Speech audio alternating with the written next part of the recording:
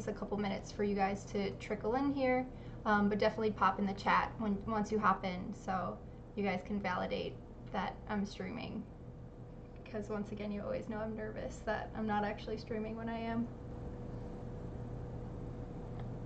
All right, awesome. I'm super excited to have you on. We'll just talk a little bit while people come in, but we won't get too much into depth because I want to make sure people are streaming in. Looks like I have a little bit of a network error on my other computer, so we'll make sure we're live. But I'm super excited to have you on, and it's also kind of interesting because oh, sweet. Okay, thanks, Easy, for letting me know you're in here. It's interesting because when we just like spoke for the minute that you were just on, it's so weird seeing you because I've heard your voice for so long, and I never knew what you looked like until the X copy video. And so now connecting your voice to the face, I'm like, okay, it's a weird dynamic.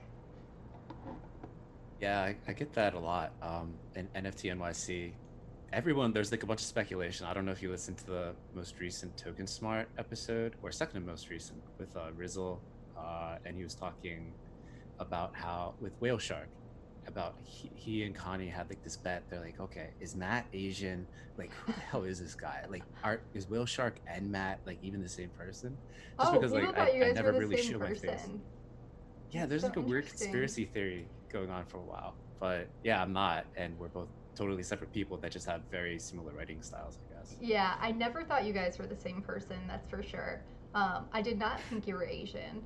But it was hard to imagine a voice you've been hearing for so long. And your voice is like, you have such an awesome voice. You have the perfect voice for podcasts. Like, your voice is totally different from Habo's, but in the way it reminds me that you both have like this soothing tone, but still like very professional. I'm probably just like all over the place all the time. So I think you have the perfect voice for podcasting, which is I'm funny. blushing. I think I can see my cheeks turning even redder than they are. um, hey, Easy. Hey, Mr. NFT. Thanks for hopping in. Um, yeah, they're saying that's funny. They haven't heard that one. And yeah, Easy said you have a radio voice, which is very true. Um, Thanks, Cece. Anyway, so let's just get started here now that I'm safe and I know people are in here.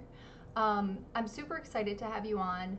I want to know. I have so many questions because you've been in the space and kind of like made this content around scent and work in progress meetups and all of these really cool things that you're helping propel the NFT space. I think in more of a like professional way and kind of just bringing the community together. And I can tell that the community is super important for you. And anytime we've chatted, even brief, you're just really awesome to talk with. So I just want to thank you for coming on, and I'm super excited to just hear more about your background. I feel like you're always interviewing people, but not necessarily being interviewed yourself. So I think it's going to be really fun to learn about you. If you want to introduce yourself to people, you can. I think most people know who you are, but you can give a little brief intro if you'd like. Yeah, so I'm Matthew from Scent. I also do things with the weekly Whip meetup in CryptoVoxels. At Scent, I lead up community experience. I do a lot of products, a lot of everything. We're a very small team of five, so we have to wear multiple hats. But yeah, I love all the thoughtful users on Scent. When I first came on as a user, not as like a team member in 2017, it was just a project that immediately caught my eye because of its simplicity and because of the thoughtful user base at the time. And I just fell in love with it right away. And since then, I've just been posting basically every day, and yeah, just trying to do what I can to shepherd the community in the direction that it goes. And it's hard to determine where in the future any community will go, but you just need to be that listener and receptive and constantly pushing everyone forward and encouraging people and doing the right thing to make people feel welcome. So that's what I'm doing on Sense and with the Whip every single week, going to CryptoVoxels, being able to listen to new speakers that we help line up, working with amazing people in the community that raise their hand and say that they want to come and they have an idea for the whip and incorporating them, building them into the whip crew. Just awesome, another awesome community initiative that is like we're just super lucky to be in the space that we are, where we have all these amazing people and these amazing projects that are letting us experiment in all these weird, wild ways. So, yeah, I mean, we can go further than that, but roughly Yeah. that's what I'm doing now. No, that's perfect. And you summed it up in a perfect way because you also, like you said, you have like this listening side of things and listening to what the community wants and needs, but then also this sort of like guidance side of things where you are guiding things in the right direction, which is really special. Um, hey, everyone that popped in. Samsonite said, I'm bullish on Matthew. Crypto Syncus, I missed the other lives because of time, but I'll stay up at 5 a.m. for my man Matthew. Awesome. Thanks for coming Thank on. you, dude. Sorry for the weird timing. It's hard to incorporate everyone's time zones, but I appreciate it. Hey, Connie Digital.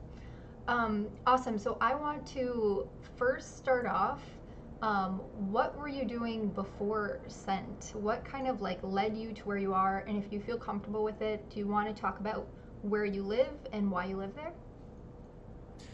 Yeah, so I guess I'll go way back. So my first year at university, I went to school in Pittsburgh for a year, and then through like a series of crazy, um, not unfortunate events, but fortunate events, I was able to go to Korea and study for the summer. Um, I went mainly to study language, but you can't learn any language in like 3 months or whatever. So I looked into other options of how I could stay in Korea and learn the language more. And there's all these like language academies, they call them, where you can come and it's like there's a trimester system. So within a year, you can go through 3 different levels of the Korean language education course. So I was like, okay, I'll do that for a year, and then I'll go back to the States and I'll be fluent in Korean, and then I can do whatever. I can pick up my studies. So I ended up graduating from that language academy, and I realized if I leave Korea at that point, I would just lose fluency because I mean, I wouldn't be using it at all if I went back to the States. So I was like, okay, well, tuition in the US is crazy expensive. I Oh, yeah. don't want to have a bunch of debt or anything like that. And I started looking into universities in Korea because I was like, well, education at the undergraduate level is pretty much like a commodity experience. So like, what do they have in Korea? There's a bunch of smart people here, and there's a great, there's a bunch of great universities, and a lot of them offer like crazy full scholarships, living stipends to international students, so they can like boost their rankings and things like that. And I applied.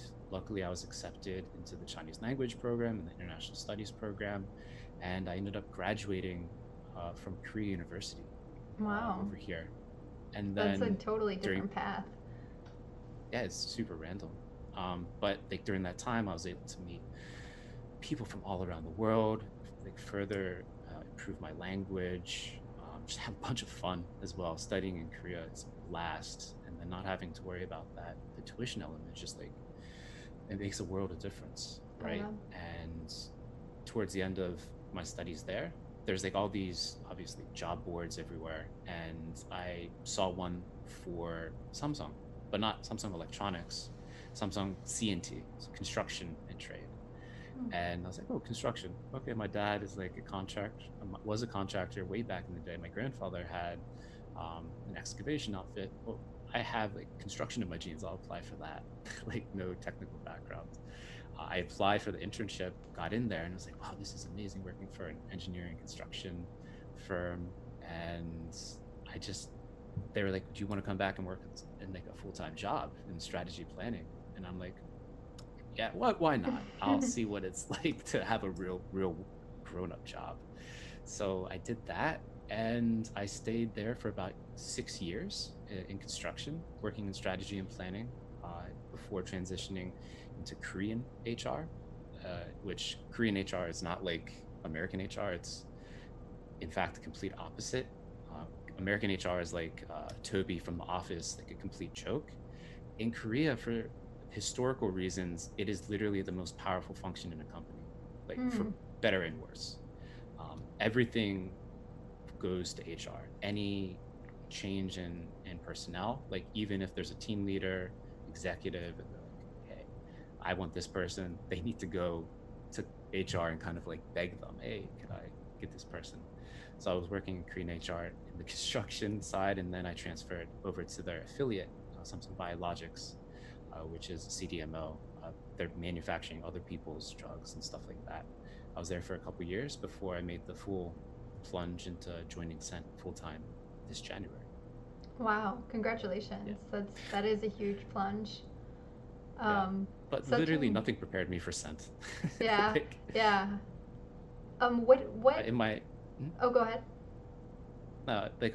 during my time at Samsung, there's just another great group of people from all around the world who are just working there, and there's opportunity to talk with everyone. Everyone has different passions, and a group of buddies had fallen down the Bitcoin rabbit hole back in like 2014, and they had been talking my ear off about it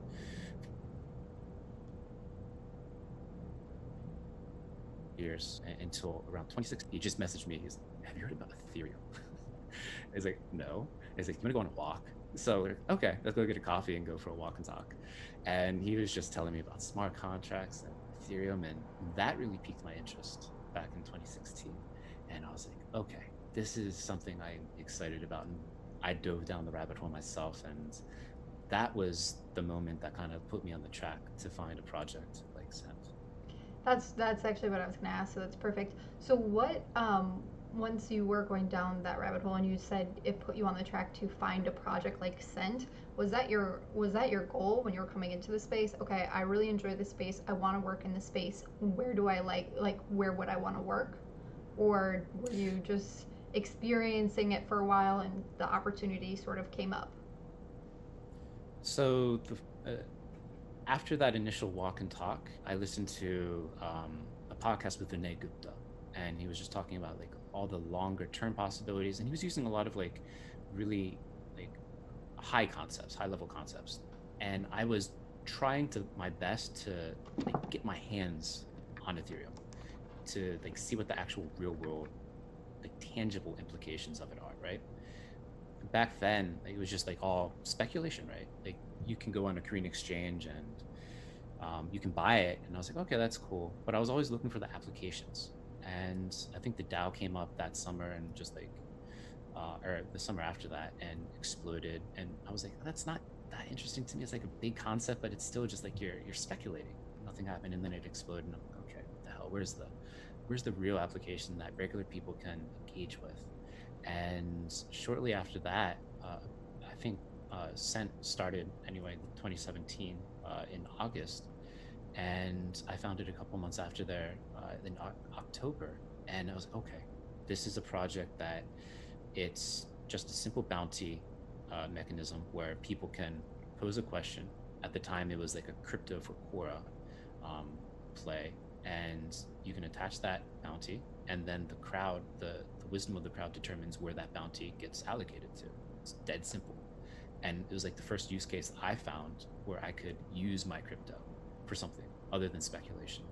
Mm-hmm. And shortly after that, like in December, that's when CryptoKitties came out, and we had the whole explosion, or the big bang for NFTs, and that was another thing. It's like, oh, I can buy CryptoKitties, and I started, what was the term? Mating them or whatever. So you Yeah, have more CryptoKitties, or siring them rather. yeah. And then people were buying them, and I'm like, I am creating digital items that people are then paying me for. Like it was like this whole like, oh my god, there's like this latent economy that's finally emerging. And like at that time I had never heard of the term metaverse, but like it was just laying the groundwork for this, what is now the constantly expanding metaverse that's all around us, on projects like Scent, or even like in Discords, where people have these like pure digital persistent connections. And like as this whole space was evolving, like I knew I needed to be a part of it. And after I found Scent, since it was so early and so raw, I just reached out to the team, to Max and Cam, emailed them several times, started writing like literally 100 blog posts about Scent, and just like crazy ideas about it, and sharing it with them, and like saying, hey boys, like what can I do to get on the damn project? Like give me a lifeline, let's talk. And we talked, shared some ideas, and they're like, let's come on, let's see what can happen. So yeah, I mean, that's how it originated. It was pretty organic, and it flowed from the actual passion of trying to do something with this amazing platform that Ethereum had been like talking about being able to provision and Yeah. playing part in that. Yeah, no, that's an amazing path. And Samsonite actually just asked a question that I was going to ask next. What is your role at Scent? So right now I'm the head of community experience and then deeply involved in the product and yeah, community support or customer support, like literally everything, content, planning, social strategy. Um, outside of like the raw programming, which is Cameron's area of expertise, he's the person that actually makes Scent run. Mm-hmm. Um, everything else. Okay, got it. And where are Cameron and Max based? Are they New York? No. So right now I'm in Seoul, and then the rest of the team, they've all found themselves in LA. Oh, okay. Cameron is in transit. I think his ultimate goal is to actually head over to Chicago Oh, no way. with his significant I other. think you Yeah, might have told me that. We'll have to link up when they head to yeah, Chicago. I maybe was thinking that because I think I briefly met Max at NFT NYC, so then it just like stuck in my head New York, but got it. right. Um, we did have some funny comments that come in from Havo, and I think he missed what you were saying earlier, but he said, first time I see the face behind the soju bottle, and then he basically said he was expecting a Korean dude, and now he knows you're not Whale Shark. So we were talking about that earlier, Havo, which is kind of funny. You hopped in and said that. Um, so I would love to talk about scent. Sorry, I'm just reading a couple message. So I would love to talk about scent and kind of the path. I have recently created an account on Scent. I'd heard about it for a lot longer before I created an account and thought that the initiatives were amazing and it sounded really awesome. It took me a while to kind of like really get my feet into it, a little bit because of the terms of service that I wasn't really familiar with, so I didn't initially feel comfortable. And then we ended up speaking, and it changed my mind, and or at least I found a way that I felt comfortable posting on Scent, because everyone probably knows I'm crazy about my stuff and like reading through things, which I don't know if that's good or bad, but anyways, Super important. More yeah, people should do that actually. I would love to hear from your perspective, and probably some people in the chat probably know this more than I do, but kind of what Scent started as, and then what it's kind of transformed into, and if that can include the content that's on there, because right now it seems like it is such an art focused, like platform focused, like it's really become something very cool. And then I don't know if it's always been like that.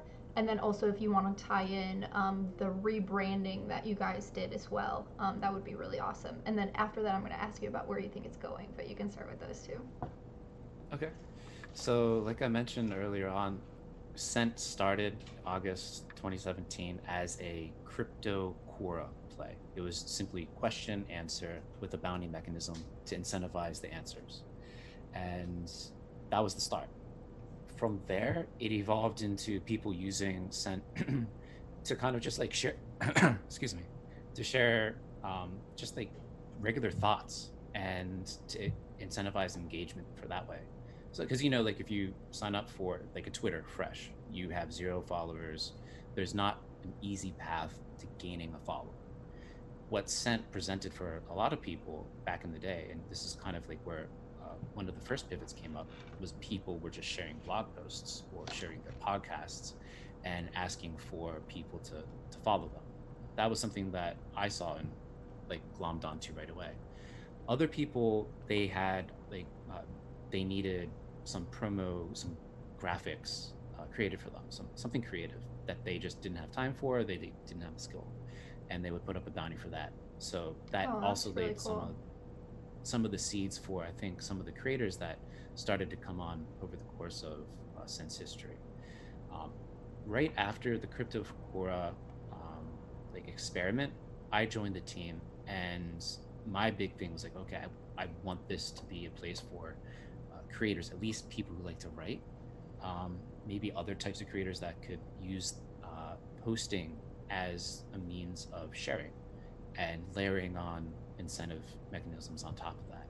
So that's where like unlocking posting, making it quote unquote free for everyone came in, and where the first iteration of our incentive mechanism that we called seeding was introduced.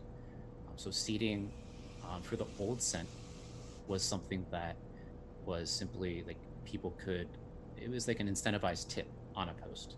You could put money on the post if you did it first and earliest. You would help improve the visibility of the post such that like other people could tip it again, earning you a portion of that follow-up tip, and then kind of like setting in motion a flywheel of other people saying, oh, this is amazing content, I want to reward the creator, also I want to have a stake in potential future earnings on this post because kind of it's popular, I can see it exploding or going viral or something. And that kind of jumped sent up another level and made it much more approachable for regular people. And there is just, I think, the perfect storm of people being focused on being thoughtful on scent, pushing out content, and then engaging with the content in a really thoughtful way, like adding your own value, being personable, being nice, not being a dick, basically. And there was enough people that were seeding the network with these bounties to create like graphics, creating art, creating just seeding ideas that I think a lot of creators started like popping in, seeing what it is in the crypto space. And then that kind of just continued for about a year. And our most recent rebrand, which happened on April 20th, was like a huge overhaul of the whole UI and UX and the whole, as you can hear from the history of Scent, it's a constant work in progress. Yeah. There's nothing about Scent that's final. And what we were trying to do with the newest update was just streamline a lot of the UI, which had grown pretty weedy, and people that knew how to use it knew how to use it, but a lot of new timers came on and they're just overwhelmed. So we wanted to basically pare it down to the absolute basic elements, and then start the iteration process over. So that's where we are today, where we have we're focused on creators publishing work into specific collections, whether that be crypto art, photography, poetry, like all these creative areas. So it's not just for artists, and allowing their fans to support them directly, not just their posts specifically, but them as a creator. So that's where the evolution of seeding has taken us today, where it's focused on supporting the creator and basically building out a fan club around the creator, so that in the same incentivized way that people were supporting posts, now they can support the creation of whatever the creator wants to pursue in the future. And yeah, that's where we are today. Yeah. And then the creator, and correct me if I'm wrong, the creator can also put a, like, I don't know if the right word is bounty or seed on like the best comment or something like that, which would promote other people coming and reading through and giving something useful in the comments, which is kind of an interesting take. Is that correct? Yeah, so we still have the old bounty mechanism. We call it like a spot reward now, Yep, because that's it. every post and reply, you can spot it, which is a 1 cent like, or you can spot as many pennies as you would like onto a post and reply. And essentially, the bounty reward is just bundling all those spots, attaching it to your post so that people can see, oh, this person is going to reward this eventually. Mm. Let me add value there. So it's just a way to kind of like promote yourself and then reward your community that responds to you. So we have those three elements that are kind of baked into the product right now, which again is constantly evolving. And I know a lot of our longtime users, we call them sentients. The latest update was interesting. We had a lot of, I think, good ideas, but the execution obviously was very raw when we pushed it live. So there's a lot of things that we needed to refine, shave off like sharp edges, and Which is not a we're bad getting thing. there. Yeah, you kind of launch and iterate, and of course, in general, I feel like no one likes change. So I even remember seeing someone say, what happened to the dark like mode? What the hell? Like I don't like this light. And then people are like, you literally can change to the dark mode. So it's just like the initial Yeah. reaction of like, I don't like this. It's changed. But that's kind of funny. Do you know how many? Maybe since the change, if that's a good like milestone, do you know how many active users are on Scent? So total users, we're at 60,000 right now. Wow. So, and then in any given month, we have around like the latest number I think was around 7,000 total monthly active users. Wow. And yeah, so there's a lot of people there. We're trying to make it so that you can see all the activity more. Mm-hmm. The recent update, we had this like horizontal Netflix experiment, which like really inhibited actual scrolling, all the post visibility. Infinite scrolling was an issue for a lot of users on Windows and Android. So a lot of that activity was tampered down. So now we're just like trying to pull the lens back so we can show that activity again, which is what Right. I think the old version did pretty well. Yeah. But yeah. Yeah, no, I agree. It did do very well. So that's interesting, but it's also nice. Like obviously, Scent has been around for almost a few years now, Yeah. but it is still when you like you said like take a step back, it is still new. So rebranding is I feel like now is the perfect time to do it to figure out what the sweet spot is with everything. Yeah. But yeah, no, that's crazy. I didn't know there were that many active users. That's really exciting, and obviously it's just going to keep growing from there.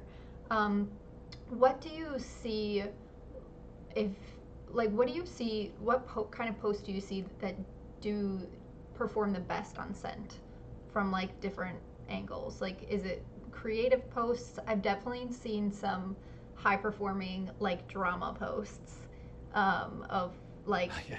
uh, I don't know. I guess like I've seen some trash art stuff that was like pretty high performing. Obviously, Jim's like rants. I've seen those. I don't know if you're watching Jim. Yes, I'm calling you out. Um, which have done well. I've seen like the drama ones kind of like go up, and then some really cool art ones. What do you see as like really popular?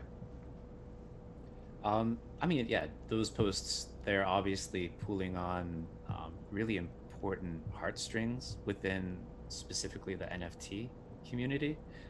So those always do well, right? We're a small community. We're very sensitive to change and people calling us out. We've been like a really harmonious family for since CryptoKitties up until I think like February this year. Like there's been like complete harmony, and then from February again from like this marble card incident where someone had marbled Hackatow's piece Mm, and kind of like talking about that, and then which brought up like the idea of copyright in crypto art and rare digital art, and that kind of set in motion like this kind of divide that has spread out and provided us great entertainment at the very yeah, least, but some pretty valuable discussions to be having in this space. Those do well. A lot of like process posts, like for me, like Brian Brinkman, mm, he loves to go into the process behind each of his pieces that he's been sharing and minting on Super Rare. And I feel like those behind the scene looks into what creators do, um, like that leads up to their final works, their shared products. I find that super interesting, and I think a totally, lot of the people in the community find that really interesting 100%. because you just don't. Yeah, I mean, and that's those are things that I want to see all the time. I want more of that, right?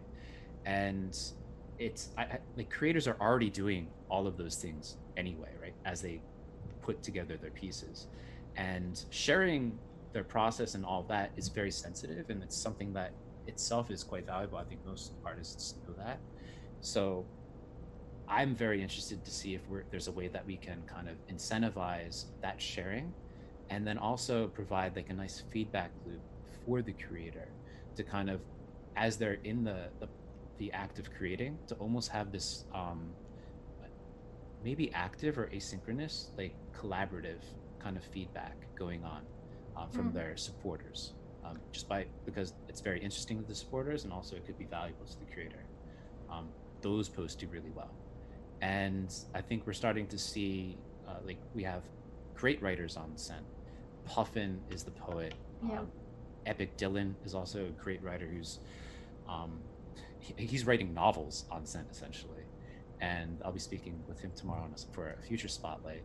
And like I try to dabble in writing about the space from time to time at a higher level, and then Tubador, he just hopped on a few months ago, and he is an absolute wordsmith. He's a former journalist, which it obviously shows in his writings about the Whip meetup and his explorations through the metaverse, and that does extremely well. So really anything thoughtful does good, but those sort of different peeks into parts of either the creative process or parts of like burgeoning tech scenes like VR and crypto, they do extremely well here. Yeah, that's so interesting. I totally agree. Like, with I mean, even watching like Skeeny's posts of his time lapses and processes, Yes. I love those. And Diego Rodriguez, I don't know if you guys know him, but he's the lead designer for Neon District, and he recently opened up a storefront on OpenSea. And when you buy his NFTs, he like sends you a Google Drive link of like the full time lapse, like desktop screensavers, phone Oh screensavers, wow, and like all high resolution. And I love that he does that. Um, that's so Sorry, dope. I don't know if you guys can hear the people shouting out of my window. Sorry about that. Um, but yeah, no, it's such a personal process for artists. Obviously, like in the creation of the piece, and then to share that with everyone, it totally helps you connect with the piece more. And I'm even like thinking of when Joy went live and like created a piece live. Like I was like, holy shit! And whenever I see that piece, I immediately think of watching that live and being able to connect with him while he was going live. And I think that would be the perfect, like you said, have this like feedback loop with artists posting, some of their process and getting the feedback of their community. Could be really special. I wonder if, I don't know if this is like a dumb idea or not, but I wonder if it would make sense for Scent in the future to explore some type of like special, if you've seeded them in the past, like you get access to like a special post or something like that. Maybe that's too Patreon-esque, but that would be kind of That's cool. the next iteration. No, that's exactly where this is going. So we have like the bare basic framework around it. And for all the reasons that you were just talking about, and just the natural, I think, interaction of creators and their supporters that we've seen, especially in like the digital art space and crypto art space, where like folks like Matt Kane will create bespoke websites and pages that only their people who've purchased his artwork can Yeah. join and see and engage in these unique experiences. That's like a very natural, organic mode of interaction that I see proliferating as the space continues, not just the digital art space, but like anything that's touching crypto and like creativity is going to keep deepening that relationship between the creator and the fan. And around the creator and fan, like the seeder relationship on Scent, we want to dive into these like exclusive experiences. Yeah. So creating spaces where the fans and the creators can like, provide feedback, talk with one another in that special space, but then also allow the creator, if they want to provide that exclusive content and exclusive treats for their fans. And one of the Yeah. things that we have planned is, since all of this is like the seeding mechanism is on chain, the idea is to use our scent.eth domain to create ENS subdomains for everyone that has a user handle on Scent.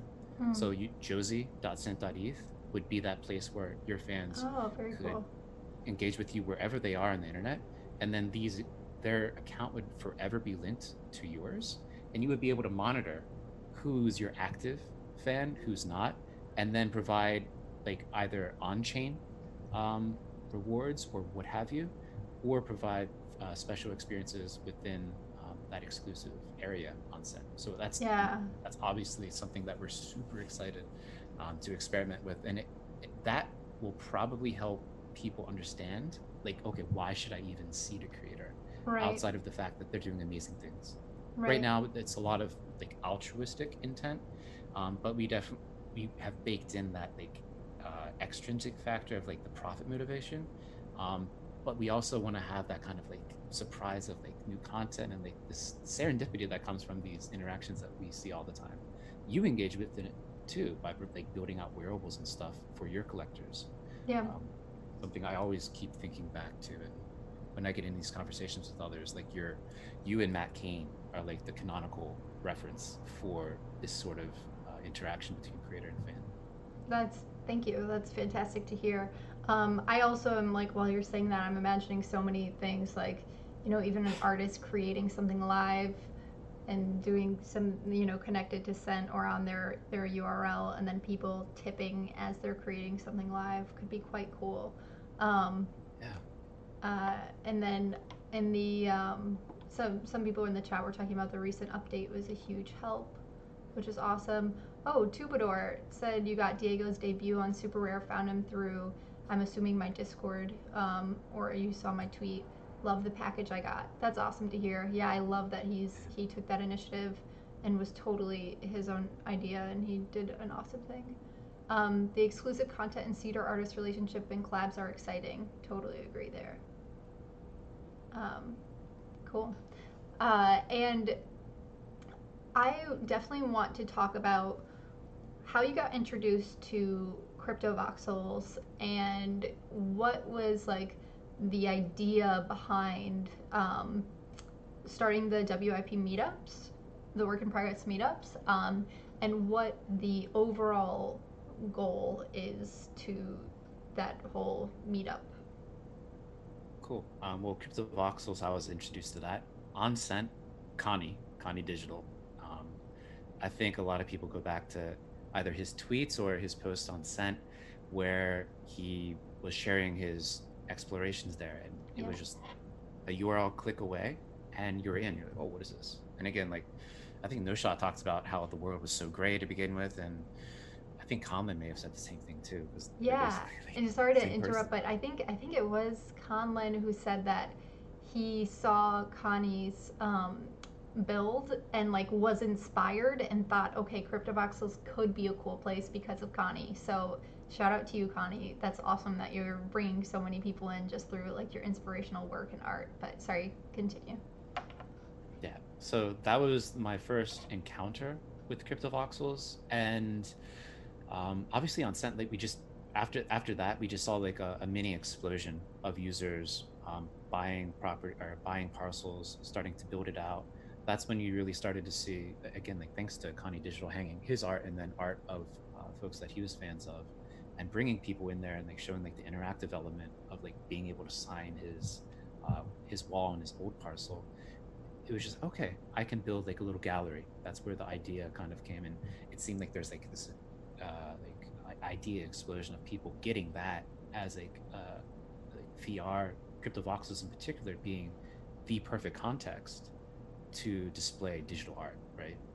Outside of like all the like 5 or 6 pretty rudimentary solutions for displaying your digital work in like real life, cryptovoxels is like that perfect answer. So I bought a couple parcels and was experimenting with trying to build like my own build out, and it was terrible. I was wasting countless hours on like the old editor, which was clunky enough, but like I just had no skill in that regard. So it wasn't until later, after I scooped Saint Nakamoto from A Lot of Money and Da Vinci, that I like went to A Lot of Money. I was like, bro, could you build like a proper home for your piece and then my other work? Like, I can't do anything with my properties. And luckily, he built out my art stadium, so that's how I got that. Um, and it was around that time actually, like in December of 2019, when I was like, okay, we have like the space where Mintbase at the time had their Christmas calendar event, Mm-hmm. where like almost every day for the month of December they had in-world Yeah, that was a events. really So cool one. yeah, The shout out Advent. to Nate Geyer and Carolyn. Yeah, Yeah. the Advent calendar. Yeah, religious tinge to it, and it was cool because people were gathering in there. And I think cryptovoxels is at its best when you see other people actually around you in real time. Again, I like to think of each parcel as an individual like 3D website, and like versus regular websites where you can be on there and a million people can be on there concurrently, you don't see really anyone else. Maybe you see some text lines, but you don't really get that feeling of being together in person. But even with like this virtual space with these like blank mannequins, somehow it felt special with like names above the heads and stuff like that. And I was like, okay, that's interesting. And at the time, I had been toying with like a regular community meetup on Scent. And I started off at the end of December in like this old broke ass like rudimentary chat that was in the bottom right of the Mm-hmm. site. And I just like threw out like a invite to everyone. It's like, hey, anyone like 12 p.m. Pacific, join me in the chat box on Scent. We were gonna have like a little meetup. And at the time, like 20 people showed up, and the chat box is like really small. It wasn't expandable, and people were typing a mile a minute. I think Easy was there back in the day, so he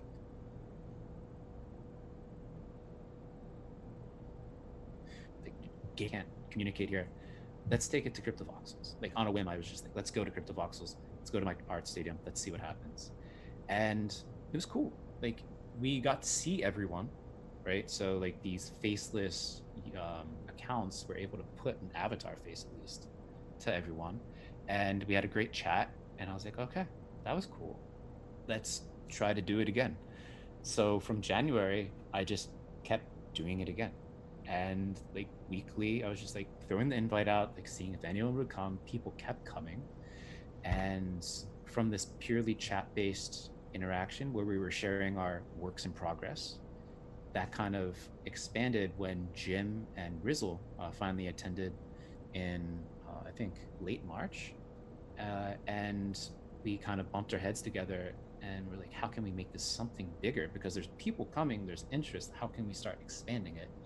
And at one of the last events where we were just communicating using chat, Rizzle turned on the voice and just had like a last minute update for folks. Mm-hmm. And my mind was blown. I was like, oh shit, that was awesome. I could that was like the perfect interaction with Right. these avatars, like using speech. And then I was like, from that point on, like we need to get the speakers, the people that are sharing, we need to let them use voice. That's a special thing. And from there, we were just hammering out each week the audio issues with uh, with CryptoVoxels, trying to find a better solution. We have that solution, and now we have a weekly little speaker series where it's not just people in NFT land are making digital art, but people that are in crypto. It's open to everyone to come here, share their work in progress at the whip. And the longer term play is to make this a really valuable platform for folks. So people that are contributing now, that are joining here, hopefully in the future, when we are able to expand the audience reliably to several hundreds or maybe even 1,000 at some point, that they can come on and promote themselves, share their awesome work with everyone, and kind of like create that reinforcing cycle, but also provide an opportunity for folks that have an awesome project, maybe have some extra capital that they want to throw at marketing or advertisement, but they could throw to the whip to kind of get like that magic spot at the end of the whip where you have the opportunity to segue from the speaker portion into the post event, which could Right. be going to your storefront and selling out of Like all no your shots. dope ass, Yeah. yeah, your dope ass digital shoes, right? Which was so um cool. oh my god, that field trip, like lightning in a bottle, right? And but then also using all the speakers that have been participating here to potentially build out something bigger, like a conference series or something using the Token Smart brand. So that's sort of like these two dual tracks where where the whip meetup itself seems to be becoming something that could be an awesome platform that's super valuable to the community that's attending it, to the participants, the speakers, and then using that as like a springboard into a larger reoccurring conference play where people that we have already spoke or had speak can go into slightly deeper depth on what they want to talk about in a much different context of like a conference. Yeah, no, I think that's a perfect plan. And also through the work in progress meetups, like I know I'm right now top of mind, like thinking about DeFi Dad and how he's coming from, more traditional crypto, hadn't really been into crypto voxels and like this whole metaverse type idea before, and then was like totally blown away by it. And then coming to the work in progress meetup after he was talking to Jim and Trizla and Rizzle, like how can I do something here, and coming to the whip, and he was like, okay, no, I'm totally blown away. And he goes into crypto voxels with his like Zoom calls and his meetings often, multiple times a week. So I think it's really cool to have that experience that just brings everyone together, technical difficulties or not, and people are still so excited to be there and connect, because you feel it's more personal than doing like a Discord or a Zoom, because you feel like you're with them in a way, even though it's an avatar that probably doesn't look anything like them. Um, Yeah. but it just feels personal, which is something that's really special. That I think, especially with what's going on in our world right now, people appreciate, because you can't necessarily do the in-person meetups, and even if you could, I probably would have never met you because we live across the world from each other. So it's a very cool event. I think it also has a little bit, but definitely needs to push Ben a little bit more to work on things to make CryptoVoxels a place where these can happen seamlessly. I know there are some Yeah. things that he's working on, and I actually have a stream with him tomorrow night, so I'd love to dive in with him just more about what he sees coming for CryptoVoxels to support these amazing events that literally will bring crypto more builders and community members into CB, which is pretty cool. Totally. Yeah. Um, And then like on like what Ben is focused on building out. So I think he was on the Whip virtual stage last week, I and know one I of the missed things he that one. talked I was about. bummed. Yeah. Well, heading forward too, we're going to be sharing these events afterwards, like on Twitch and Oh, that'd be YouTube and awesome. stuff, so people can recap some of these like awesome morsels of information they share.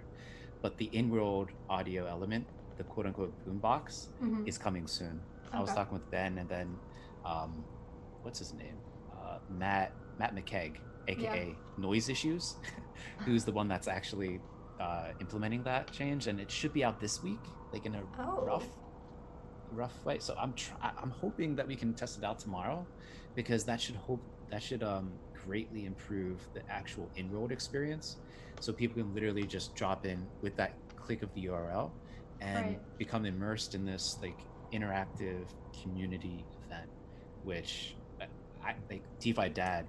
I could go on for days and days talking about how important and special this is, but it really is. And it's really different Oh yeah. than a Zoom call, and especially since you have this crowd, and again, like it for projects in crypto that are probably doing great things, especially in the DeFi space. They're faceless enterprises or faceless projects. There's a bunch of people that are in like a Telegram. They don't really know one another. There's Mm-hmm. maybe a few of the people at the top that can hop on podcasts to talk with one another, or they do things like this, and they can have their human interaction, right? But the rest of the people that are using it, the whole network, is faceless. But these virtual events are the way to put faces, to put avatars to the community, to let them come together and congregate, and whatever the digital virtual equivalent of breaking bread is, like that's what these events feel like to me. They're sort of like nourishing for the soul.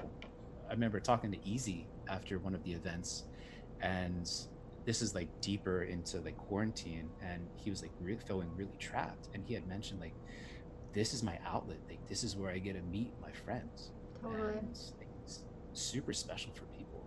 And even when COVID disappears, I feel like, especially for niche areas or areas where membership is super distributed around the world, something like a crypto voxel virtual event seems like that's going to stick around as a way for people to be able to drop in and meet up with one another and continue to do all the cool shit that they've been doing up until this point, and just constantly getting that the bond between everyone tighter and tighter. Yeah. No, absolutely. What are your feelings on Thanks for joining Dow Records. See you soon if you're still on here. And also, Ronan Jin said that he really needs to check out Crypto Voxels. You totally do. And there's a work in progress meetup tomorrow if you want to join, Yeah. and it works out for your schedule. It's 2 p.m. Central. I'm not sure where you are, Ronan Jin, which I think is 12 p.m. Pacific 12 p.m. Pacific, 3 and p.m. 3 p.m. Eastern, Eastern. 7 p.m. UTC, and then 4 a.m. in Seoul, in Tokyo. Yes, if that helps you out. Which all of you, I mean, Matt is so freaking committed. Sorry, Matthew. Do you prefer Matthew, right? I feel like I It always doesn't see it matter. Matthew. Okay, you are so committed. And I heard on the podcast that You Deserve a Drink with Rizzle was kind of poking fun that you might have fallen asleep during the last one or maybe the one before. Or you and I I'm, was like, give him a yeah, break. It's 4 a.m. every single week. But it was really funny. yeah. Um, That was Saturday. It was an event for InfinFT, oh, and okay. like literally up an hour and a half before I buttoned everything up, I was like, okay, I'll get like a little nap right now, and then I just overslept by 2 hours, and it was like a string of 3 days in a row, 4 a.m. meetings, Yeah. events, community calls, and my body just kind of needed some sleep, I guess. Yeah, But no, luckily, we totally. have all the fail safes built in so that like even if I'm not there, Rizzle holds it down. If Rizzle has technical difficulties, I hold it down. So Yeah, we have backups to backups to backups. I love that. What are your feelings and thoughts on other blockchain virtual worlds? So Decentraland and Somnium Space. So Decentraland is really cool. With DCL Blogger, aka Maddie, I've experienced a few virtual conferences over there. TalkSam as well has been another Yeah. figure who's been putting on some crypto art related events, which I think highlight just how different Decentraland can be from like a production standpoint. Um, there's a lot. It looks super different. It feels Yeah. very different, and I'm bullish on like them building out their niche, which is obviously more focused on. It seems to be more focused on for a lot of the participants, like the bottom line, the financial aspect, which should attract a different type of user. But given the interoperability and like literally another virtual world like CryptoVoxels being a click away, like that's not like a really big difference. I think there's going to be a lot of intermingling and commingling of these different communities that will start to evolve. And like the WIP plans to be something where we're going to go on a field trip, and instead of going to like a storefront, we're going to hop over to DCL. I'm talking with DCL Blogger about a potential tie-in, and then Sugar Club, as Yeah, you know, has Sugar been Club's super active. awesome. Yeah, so I think the first event is going to be with Sugar Club at one of their crazy parties, which Yeah. feels more on brand with like the whip and what we're starting to do with Trippy Yogi and his like the blockchain bonanza experiences that he's starting to do. And His wearables are off the chart. They're so yeah, good. he's starting to do some logo work for us, so I'm like super excited to see what he cooks up for us on that front. Yeah, no, that's But exciting. yeah, but DCL is cool. Somnium Space I haven't experienced yet. That's something that I heard from Jim, like downloading the client was like a lot, like something that's not as seamless as it could be. The Hmm. idea is really exciting to me. Um, Again, like I like to think of like the different VR, blockchain-based VR plays, as like nation states or something like that. So like Crypto Voxels is like Portland's meets San Francisco mashup. DCL is like Dubai, right? There's a lot of money, and still right now, it's the culture is kind of sorting itself out there. It's kind Yeah. of something interesting. So always uh, wanted to keep an eye on that. And then Somnium Space reminds me of like Montana or Wyoming. Very wide out, like a lot of space to do things. Quiet for now. Yeah. But a lot of latent potential under the surface, right? Totally. Like I love like that those that project is analogies, by the way. That I feel like I'm gonna need to clip that because those were really good analogies. yeah. And then like VR chat is obviously like Tokyo in Japan. Like super like awesome stuff going on over there. Like I'm every time that Jin shares anything over there, it's just like, oh, that really is the future. And Oh everything yeah. else is going to catch up to there. And um it's just so cool, like to see how they're planning or they're endeavoring to create something that is truly interoperable. Sort of like what happened on the Consensus VR meetup where you participated with Jin, Boombox Head, June from I don't know Coindesk. where he's associated. He's yeah, Yep. and how you had your Cryptovoxels avatar in Mhm. there, Mhm. and I think that's the future. It's like some people Yeah. are going to be more closely wedded to a particular project, but everyone's going to be commingling, and that's Yep. where the future. That's where I see the future of all these projects going, regardless of what their current state is right now.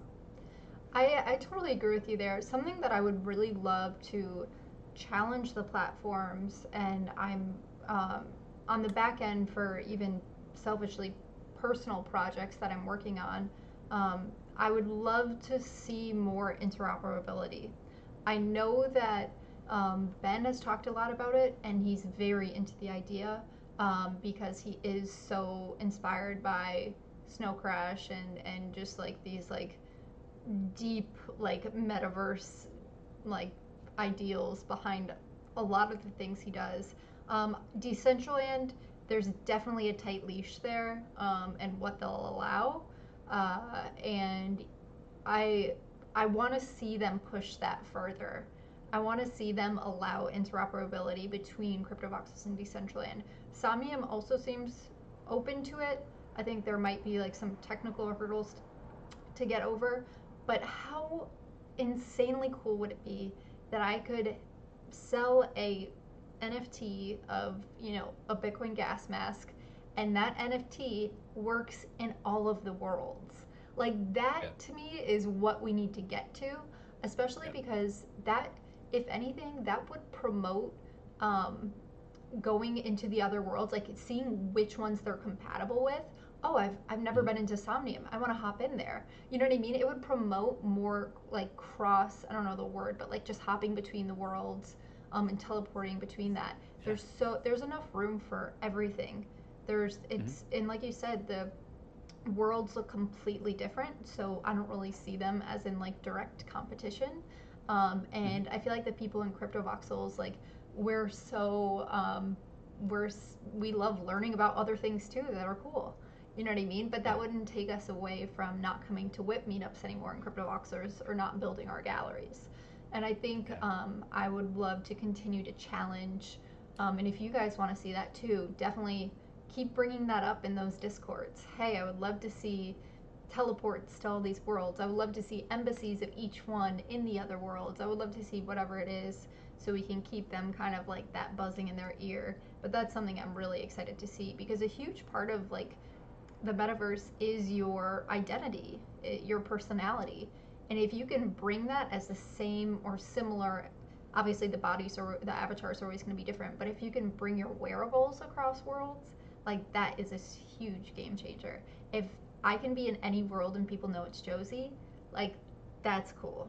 So I would love to see that um, a bit more with the worlds, but I think we obviously are still super early and it's really exciting yeah, what's going on here, just in terms of bringing everyone together. yeah. But I mean, again, what you mentioned with communicating with the projects, like that in fact is a desire to have that interoperability is the most important because we're all active participants in these projects. That's another part of like the beauty of this. Everyone is so connected, and ideally, like the incentives should be aligned so that if like the users really do want that sort of change, it would behoove the people behind the scenes to actually incorporate those Mm-hmm. updates, right? Because if they don't, they're going to come into this like loggerhead situation where users could potentially kind of like defect to another project that would be more like open to listening. Right. And yeah, I mean, that's the whole beauty of everything here. And Yeah. again, like you touched on so many awesome threads, like identity through the metaverse, where right now we can see like an early incarnation of that where we have like our wallets, like especially for creators, artists that are minting their work, right? And the wallet association is super key, right? It goes back to that 100%. authenticity and provenance and everything like that. But then like the provenance of like the broader identity, the broader digital identity is also somehow tied to that. but then these other like digital aesthetics, right? Like the wearables is like the most prominent example of that, and allowing for that like interoperability, the ability for you to wear those and carry them into these different virtual spaces is going to be, I think, table stakes in the future. Yeah. You're starting to see on the technical side the people that are really building that out, the allowing for that. That's where their mind is, and Ben is kind of running in that same vein. I listened to I think it was a Zima Red podcast where someone had mentioned that like Ben had been involved earlier on with DCL, Yeah, he and was. one of the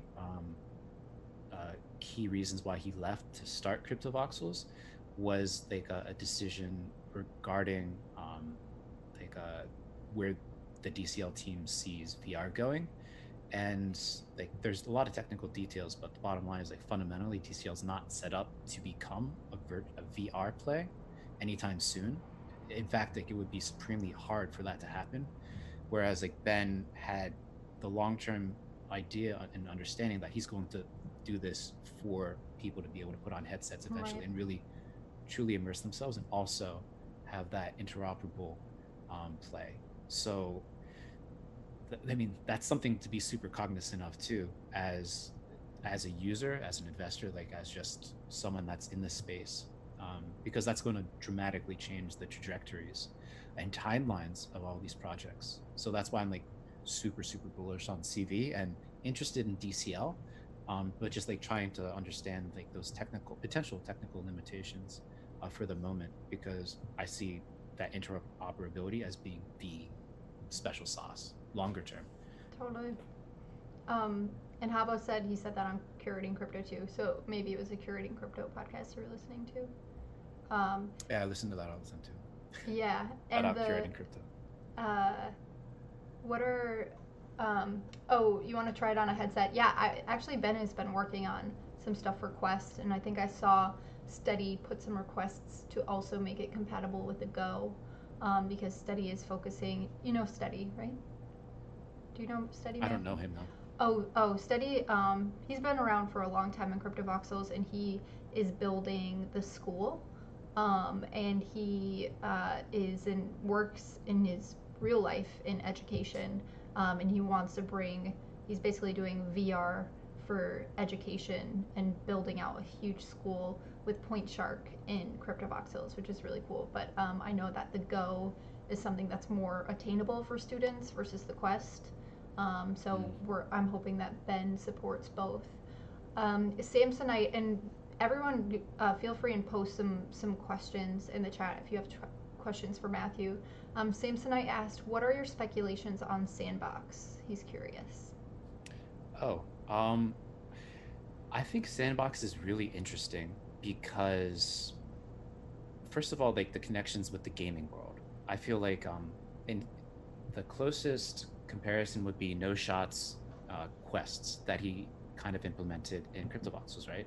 The idea of building out games, I think, is really special, and the like marrying some of these broader events, these virtual events that are popping up, with maybe like an after party that consists of a game, I think that's awesome. Like, what better way to kind of like segue from an awesome speaker update, rather than like going into Sandbox and being like, okay, let's do Mario Kart or whatever. Like Yeah. that would be available. Like hop into these, either like with the headset on or even just through the monitor and just race one another.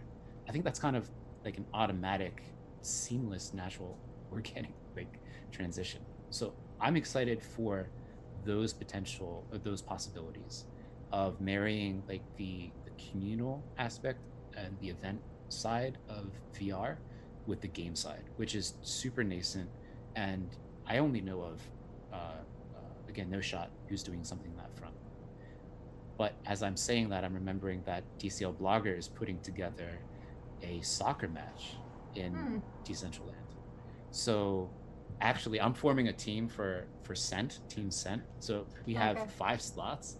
If anyone wants to join, let me know and we can go into Decentraland and play some soccer All right. and You see hear what that, the guys? game experience there is. That's so interesting, huh? That'll be fun. Yeah, but it's a huge project, Sandbox. Obviously, and like all the pre-sales, there's a lot of interest. I scooped up a bunch of land just to kind of like hedge over there and see what happens. I'm withholding like all any sort of like deeper analysis or evaluation until something's actually working, Yep. which should be by the end of the year. So we have a lot of time to a lot of time until we can tell anything about that project, in my opinion. Yeah. No, absolutely. It sounds like Easy is in for soccer in DCL. Hava says he plays Boom. soccer in real life. Not sure about DCL. Give it a shot. Um, Give it a shot. Crypto Cinca said, Josie, can you ask Matthew to say a sentence in Korean? 아, Do you have a sentence that 안녕하세요. you? 저는 나티펠기라고 합니다. 여러분 만나서 반갑습니다. 감사합니다. What's What up? did that mean? I just introduced myself. I'm Matthew. Nice to meet everyone. Yeah. That sounded great. You. I mean, I don't obviously know the language at all, but you're like, would you consider yourself completely fluent? I mean, Yeah, you've been there for a I've been long here for time. over 10 years. Okay, that's a My long first major time. was all in Korean, so yeah, Okay. I had to. And do you know any other languages besides Korean? I study Chinese, but no, I don't speak it. I can read it, but I've never been to China, so I've never had the opportunity to flex that. Just English and Korean. And where in Seoul are you? I was wondering. Yongsan, Okay. Yongsan district. So right across from the iPark Mall, if you know where that is. Okay. Super specific. Um, and let me know if you guys have more questions in the chat box for Matthew. Yep, Havo knows where you are. Um, that's awesome. And have you ever do you see yourself living like for the very far future in Korea, or do you see yourself ever moving back to the States or somewhere else in the world? Um, I this Korea is so lovely. This part of the world in general is is amazing to live in. Everything there's so many different countries that are so close together, and they offer just so many different valuable cultural insights and experiences, and it's so safe Mm-hmm. in Korea in particular. Um, like when I came here as a student, to be able to put in my headphones, walk around any part of the city, like 3, 4 a.m., just listening, chilling, and like not worrying about anything. It was kind of like a magical experience, like in this city of like 14 million people, right? Yeah. And as I like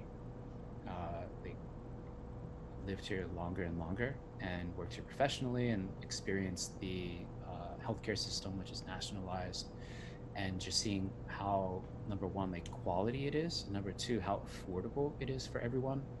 Um, like it's amazing to be here, Yeah. and of course, I love the States, and it's really unfortunate to see that it's burning and on fire, the way it is right now, and going through the pain that it is going through. Um, and I'm optimistic for the future, but for the short term, like Korea and Asia will be home. Um, my wife, I'm expecting, my wife and I are Oh, expecting our first congratulations. I daughter had in no September. idea. Your first, you said? Uh, yeah. Oh, that's So super exciting. yeah, and the plan was and is to kind of like stay here, especially for the early years of education, maybe into middle school, and then reevaluate options for education at that point. But just over here, it's so safe, and there's a lot of family values, and Yeah. I feel extremely comfortable, and the food is amazing. Oh, yeah. I love No, soju as well. So that's like yeah. all of that. Yeah, no, those are all amazing reasons, and obviously you've been there for so long, and that's a huge part of your life. Like the amount that you grow when you're in college, and then beyond that, like you're a completely different person than Yeah. when you were younger. So that totally makes sense. Um, are you drinking boba? Someone said. No, just ice americano. Okay, and Samsonite asked, where did you grow up, if you don't mind sharing? Oh, outside of Philly, it's a small town called Malvern on the R5, the main line. And then CryptoSyncus asked, "How did you get into art collecting?" Oh, um, again, I think I'll attribute this to Connie Digital. Um, I'm not sure if one of his pieces was what I scooped first, but I know he was sharing his collection, sharing him and Neil Yadav. They're the two Okay. big people who introduced me to like super rare and known origin at the early part of last year. And just seeing all the amazing creations that people were sharing, I'm like, okay, I definitely want to support this. And then digging into super rare and then digging into these artists and like realizing, oh wow, like this is very serious. Like this is proper art. It's not like some side like like a hobby. I'm going to like make Right. art. Like people are deadly serious about their creations. And that passion is contagious. And as someone who beyond writing has zero creative talent bones in my body, the way that I can participate in that creation is through collecting and thinking about the pieces, sharing podcasts, the Send podcast, interviewing and speaking with these creators and trying to shine that light on the creator themselves so that more people can derive that all of that value that they're creating and sharing with everyone. So yeah, Sent, Neil Yadav, Connie, kind of, um, yeah, they were my onboard to crypto art and digital art That's and super collecting. exciting. That's awesome. Um, Pats or Genos? I'm sorry, I don't know what that means. Pats or So Genos? Samson Pat's asked. Pat's Pats? Whizwit. So it's What a does that mean? cheesesteak reference. Oh, Um, okay. yeah, they're the two most prominent cheesesteak um, yeah, I've never providers. had a I like cheesesteak. Pat's Cheese Whiz with onions, Whizwit. All right, there you go, It's intense. Samsonite. That's what Matthew likes. CryptoSyncus, when will you get Josie on the spotlight? Josie, when would you like to I hop guess on? I this know was you the hopped on curating crypto not too long ago. I yeah. like Havo and I have like this agreement to let guests breathe in between appearances. I think that's more natural, so we can talk about that Yeah, heading no, forward. that'd be awesome. Um, every every time the guest freezes, you can see Josie has a mini panic attack. Yes, that's true. You a couple times, only for a couple seconds, you freeze, and then I'm like, I have this in previous streams. I have no idea why, but my stream will like just cut off, and people in the chat will say like, Yeah. "Frozen, it's gone, it's gone." I'm like, what the? And then when you kind of freeze for a second, I'm like, okay, is this happening right now? But no, that hasn't happened, and your voice is like caught up, so we haven't missed out on anything with the little freezes. Thanks That's for good. calling me out, Havo. Awesome. These were great questions. So I have a little, at the end of these, I do rapid fire questions, which are super easy and nothing too serious, except the first one, which is a little Except. serious. Okay. But if you're ready for those, we'll get into those. Bring it. Bitcoin or Ethereum? Ethereum. Okay, that wasn't too serious for you. Some people have like a little bit of a meltdown. Go back 1 year or forward 1 year? Oh, forward. Oh, what does Matt, that mean? Like jump into the future or like jump into relive the the past? What does it future mean? or, yeah, go back 1 year, like relive the past year. Yeah, keep going, Go forward. progressing, heading forward. I am surprised that no one yet has said go back a year, which 2020 has been a very crazy year, but also if you know exactly what the markets are going to do, that could be an interesting, you could set yourself up for life if you go back 1 year. Anyways, um, last NFT or physical art piece that you bought? Um, who did I scoop? I think it may have been the Sarah show, Eternal Now, or Janisu's uh, cell phone with Oh, accessory did you dangly get that thingy. one at the auction? Or Yeah, was yeah, that a yeah. different? Um, Because I think I was that was bidding at the against auction. you. Yeah. Yeah, well, I had bid previously for that against Conlon, Uh huh. and like I had thought it was then like 3 a.m. my time, and then I woke up and Janisu had awarded a comment. I really wanted that because when I first came to Korea, like all the flip phone cell phones, they had Yeah, this like accessory dangly thing that was like a staple. And then with smartphones, they just disappeared. So I right. was like Yes. heavy nostalgia for that. And then the vibes of and colors of her work are just So did he sell it to you? I won the bid Oh, you did win at it. that Okay. crypto art auction. Yeah, Got it, got it. That was a good piece. I really liked that piece. I think that was the highest piece of that auction, at least from the ones it that I was. was there for. Okay. It was. She's super talented. Um, Yeah. Morning person or night owl? Both. I'm like up all the time. Yeah.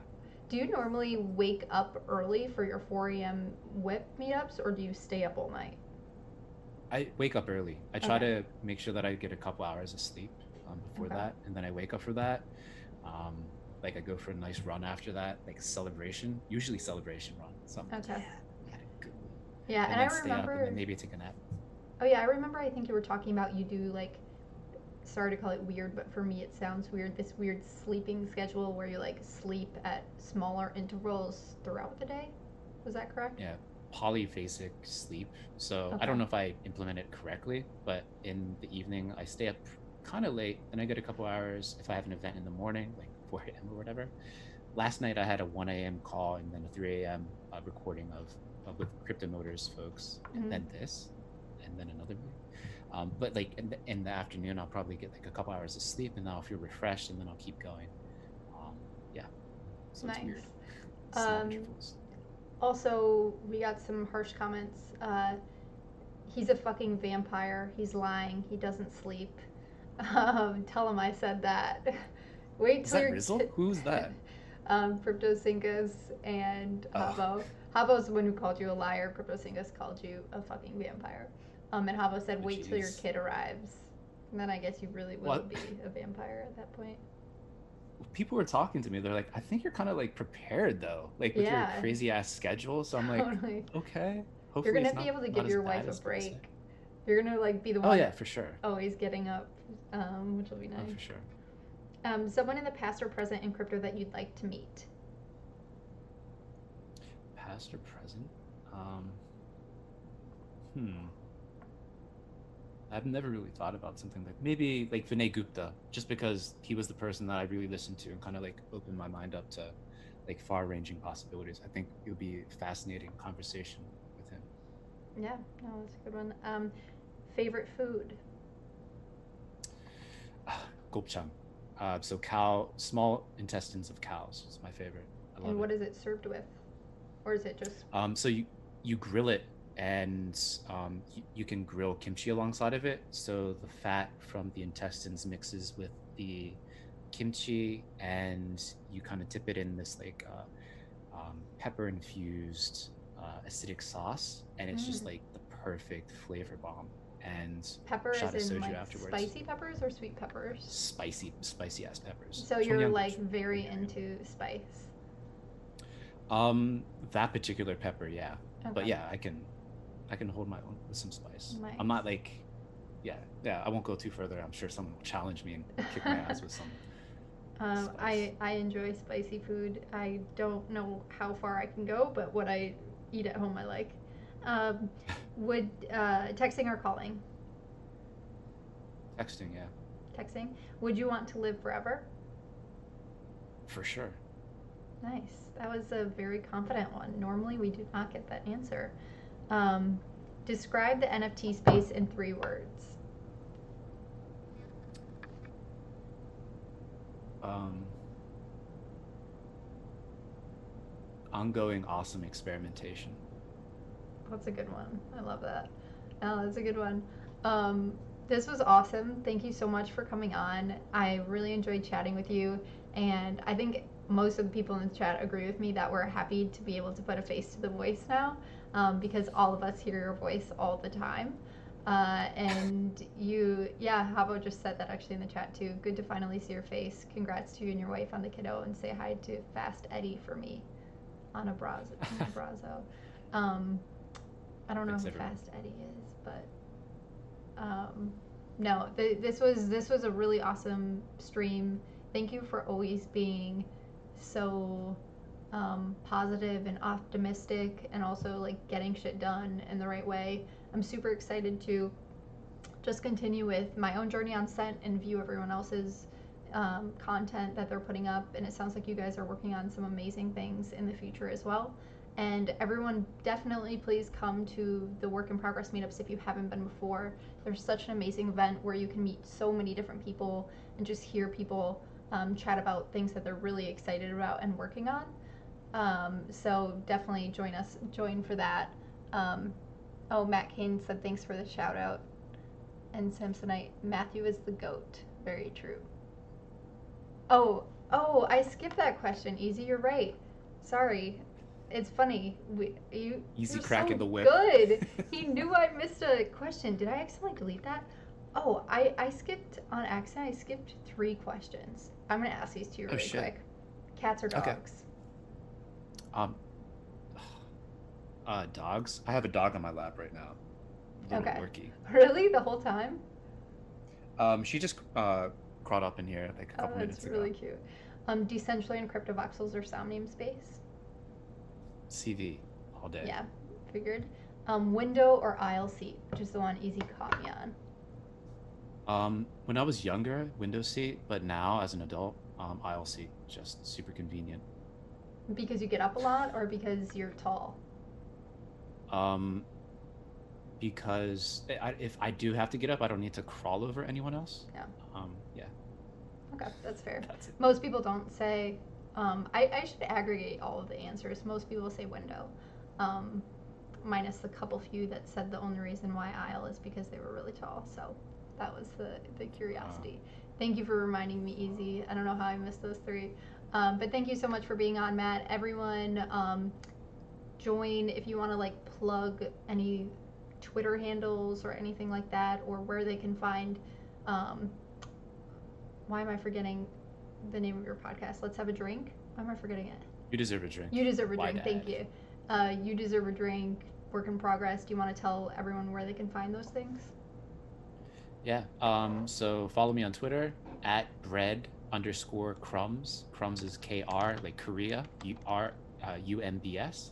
You can follow me on Scent at /Matthew, and that's where like I'll share all of the podcasts and everything like that. And yeah, check us out at the Whip every Thursday, 12 p.m. Pacific. I share links all over Twitter, Discord, so you find them, just click it and then hop in at 12 p.m. And yeah, that's pretty much it. And also the Token Smart podcast, I hop on there with Rizzle every single week and Trizzle it to recount and recap what happened at the previous Whip event. So yeah, those have been really fun to listen to as well. Thank you so much for being on, and I will see you tomorrow at the Whip meetup. And thanks everyone for always being so amazing in the chat and just showing up for these like always. I really appreciate you guys. Sweet. Cool. All right. Thank you, Josie. Bye, See guys. you, everybody.